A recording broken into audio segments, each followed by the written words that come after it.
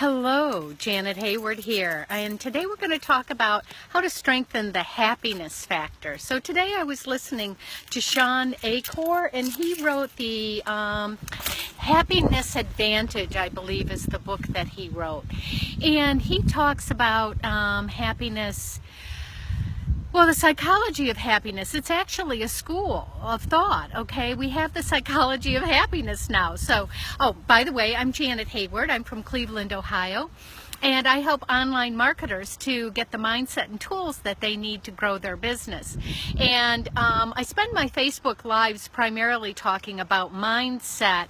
And am going to start a YouTube video series to start focusing on the technical aspect. But I am strongly into mindset because, as any of us know who are in online marketing, actually, if you're an entrepreneur of any sort, you know how hard it is sometimes. How hard it is to grow your business, to get the things done that you need to do, especially initially, because you tend to wear all of the hats, okay? So I think that mindset is absolutely essential. And happiness, quite frankly, is a choice. And I like the definition that Sean Acor gave on happiness. He said, happiness is the joy that you feel when you're moving towards your potential. So it is not about being all smiley and bubbly. Happiness is a much deeper sensation. It's a much I would say more solid than just bubbly, okay? It's about feeling secure. It's about feeling like the energy around you is lighter, it's brighter, it has less weight, and it has less, thickness, less weight, less, I think of unhappiness. When I think of that, I see dark, I see dark black colors. I see a weight, the burden. You know how when somebody's unhappy, they're not usually sitting up straight. They're usually curved in, like the weight of the world is weighing them down. Where if you're happy, you're much more expansive. And I think that's the function of the joy. It's not about being all bubbly or anything like that.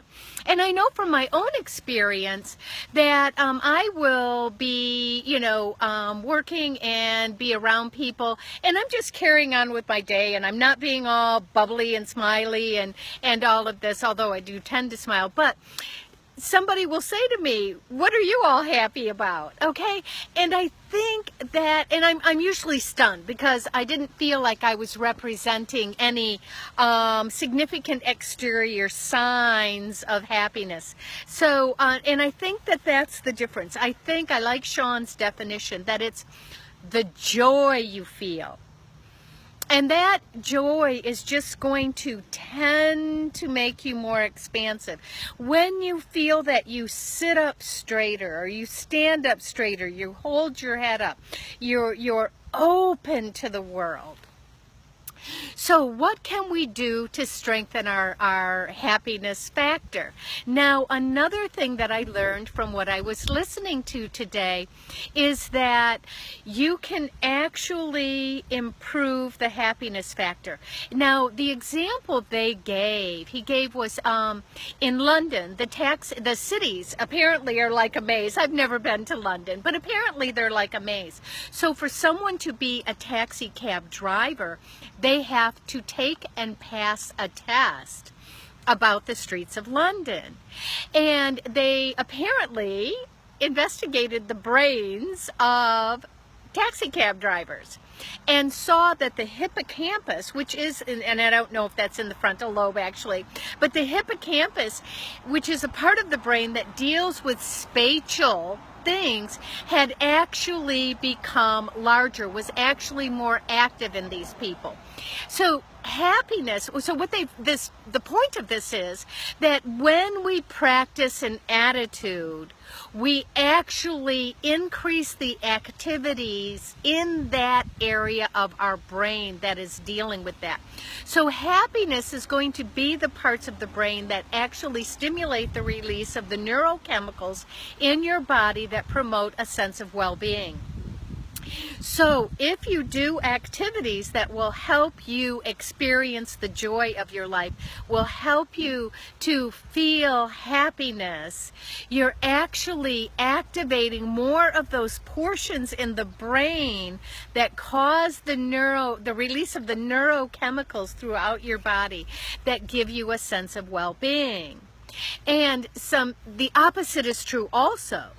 If you spend a lot of time worrying, and if you spend a lot of time fussing, if you spend a lot of time watching the news, if you spend a lot of time focusing on the negative of the world, and if you spend a lot of time focusing on the bad things people do, you're going to increase those areas of your brain that actually suppress the neurochemicals that get released in your body to cause a sense of well-being. So you can actively enhance the areas of your brain that cause the release of the neurochemicals that give you a sense of well-being. And some tools that you can use, and they're very simple, is one, we've all heard the attitude of gratitude.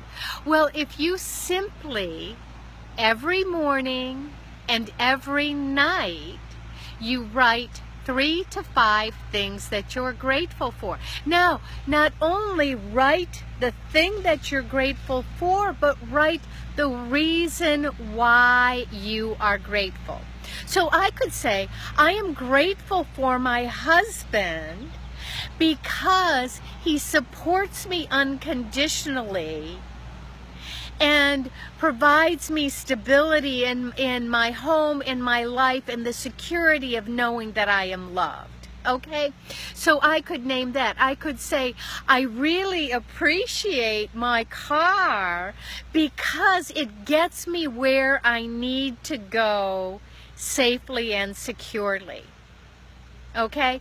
I love and appreciate my home because it protects me from the elements and provides me a nice, loving place where I can get away from the world and have my own private time. So finding a reason for why you're appreciative. So every morning and every night, write down 3 things that you're grateful for, and do this consistently for at least 21 days, preferably 30. Because apparently in one study they noticed, and I'm sorry, I can't quote exactly what happened in this study, but it took 30 days for this transformation to be observable. And like I say, we can read the we can read neurochemicals in our mind. We can read the lighting of areas in our brain. So different studies have done different things. So anyhow, that is one of the things that you can do to strengthen your happiness factor.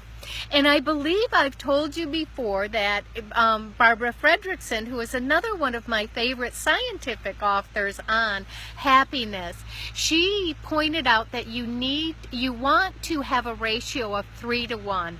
3 happy thoughts to 1 not happy thought or negative thought. So it's okay if sometimes you think a thought that is not happy, but what we want to do is to primarily shift our thinking. So I know sometimes when I wake up tired, I will observe while I'm going in and I'm making my coffee, I will observe my mind, and that is a time when my mind will start out thinking about negative things, thinking about, the things in my life that I don't like, and we'll even start going way back and picking things. I really have to pay attention and catch it doing this and shift the thoughts, just shift the sorry about that, I disappeared for a minute. I had something come up on my screen, but anyhow, I will have to shift my thoughts. And I don't know what this invite, I'm going to have to investigate this. But anyhow, so that is a very simple thing that you can do to change your happiness factor. Because what will happen is by starting the day and ending the day with this, by starting the day, you've already changed your focus to be more focused on the positive. To end the day, you're going off into sleep with the positive things running through your brain. And another thing that is recommended is that you stop watching the news at least 30 minutes, preferably 60 minutes before you go to bed, okay? News is one of the most harmful things to our attitude. So we can increase our happiness by exercising our happiness factor. And again, happiness is defined by Sean Acor, and I like this definition, is the joy that we experience when we are moving towards our goals. So I hope this was helpful. If it is, please give me some thumbs up, some smiley faces, leave a comment, and I appreciate your time today. Y'all have a great day. Bye.